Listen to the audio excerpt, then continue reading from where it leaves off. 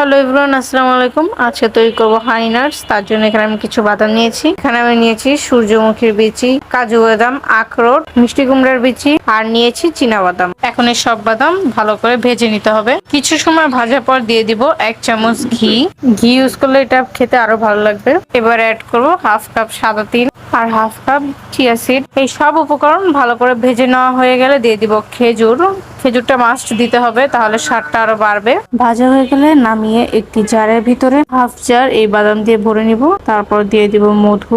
এখানে একদম খাঁটি মধু ইউজ করতে হবে, তাহলে এটা স্বাদ আরো বেড়ে যাবে। আবার দিব বাদাম। এভাবে প্রতিটা লেয়ারে বাদাম এবং মধু দিয়ে দিতে হবে। দেখুন কত সহজে তৈরি করে নিলাম এনার্জেটিক হানি নাটস। প্রতিদিন সকালে 1 চামচ করে খেলে আর কি লাগে। এই জারের ভিতরেই ঢাকনাটি লাগিয়ে আপনারা সংরক্ষণ করতে পারবেন অনেকদিন পর্যন্ত। আশা করি আমার রেসিপিটি আপনাদের কাছে ভালো লেগেছে। ভালো লাগলে অবশ্যই লাইক, কমেন্ট এবং শেয়ার করে দিবেন এবং আমার চ্যানেলটিকে সাবস্ক্রাইব করে দিবেন। আল্লাহ হাফেজ।